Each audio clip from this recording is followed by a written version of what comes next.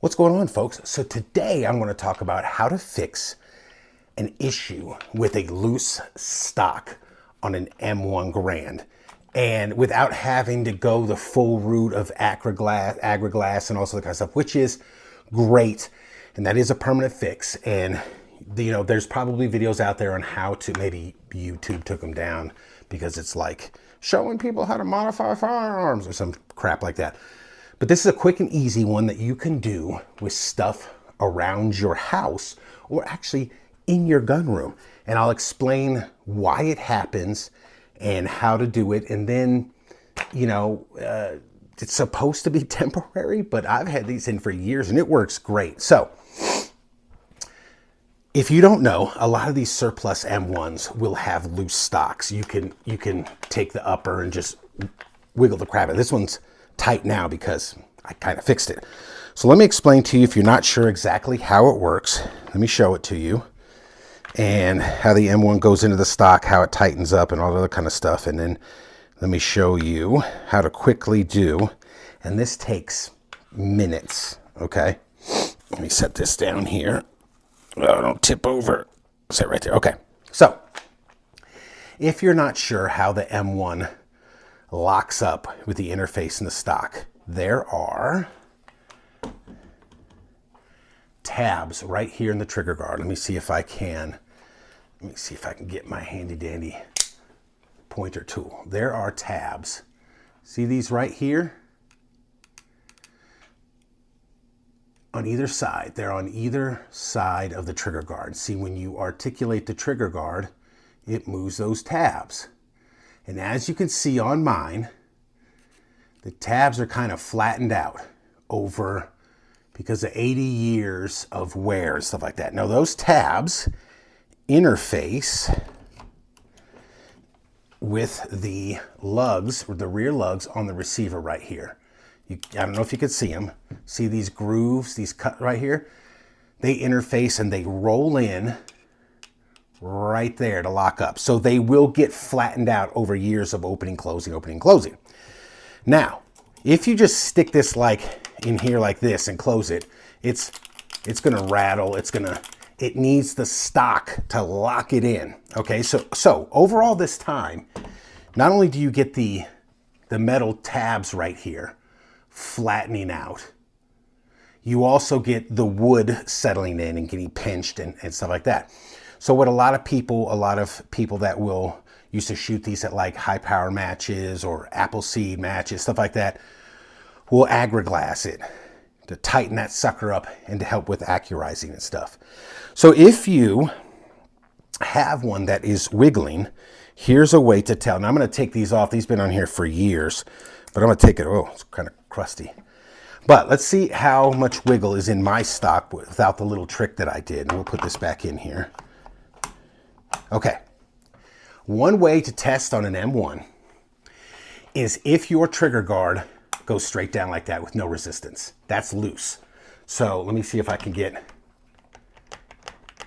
you hear that? And I can feel it.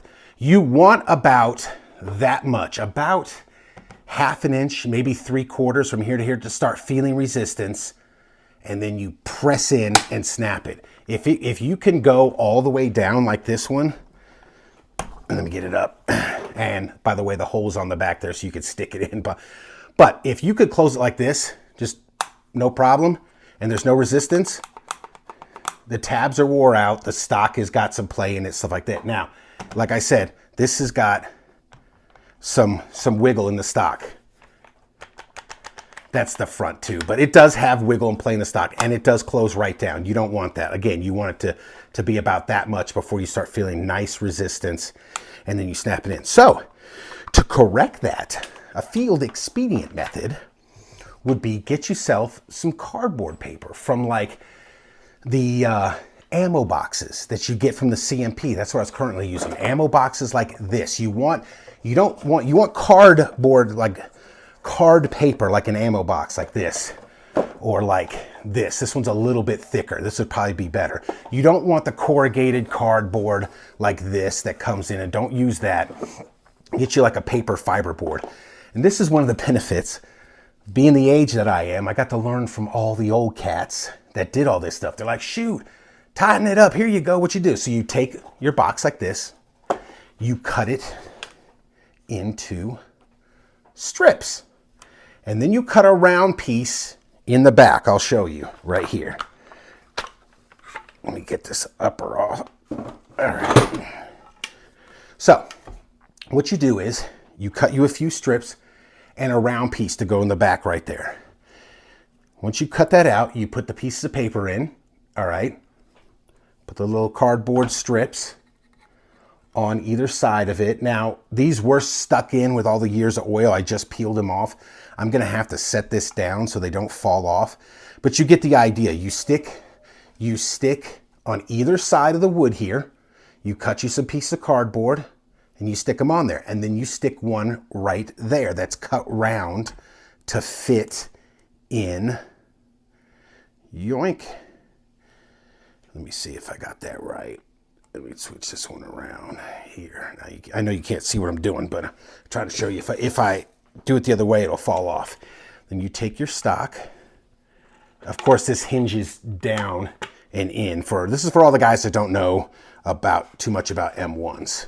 For all you M1 guys, I know you know all this. So you could see, at least on this side, you could see the two strips of paper and you could see the one in there, all right? Now we're gonna put our trigger group back in and we're gonna press down and boom, I start feeling resistance right there. Look how it springs back already, just from the cardboard paper, okay? It is, remember the other one I used to push it all the way down, but just from this cardboard paper, you can feel, see how it's stuck right there? And I can't, without some serious resistance. Now, you snap that sucker in and boy, you got a tight, it is tight. And I know this works because this little modification, this little home free, field expedient method modification has been on this rifle for, I can't even, 8 years, I don't even know how long it's been on there. And it just sits in there in the safe and it works perfect. Now, ideally, what you would want to do is get maybe a better stock, or as I showed you the flat spots in the trigger guard area, get a new trigger guard, that'll tighten it up. But again, all that costs a lot of money and you could really just permanently fix it with some agar glass. But as you can see, there you go. There's the strips of paper in it right there.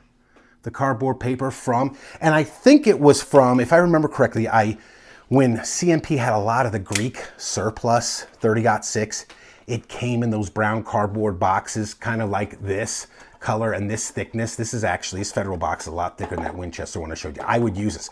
I would cut this up and use it and have no hesitation. I think that's what I used was the CMP boxes for 30-06, and it has been perfect. It works great. So there you go, guys. Let me know if that helps. Thanks for watching, and we'll see you next time.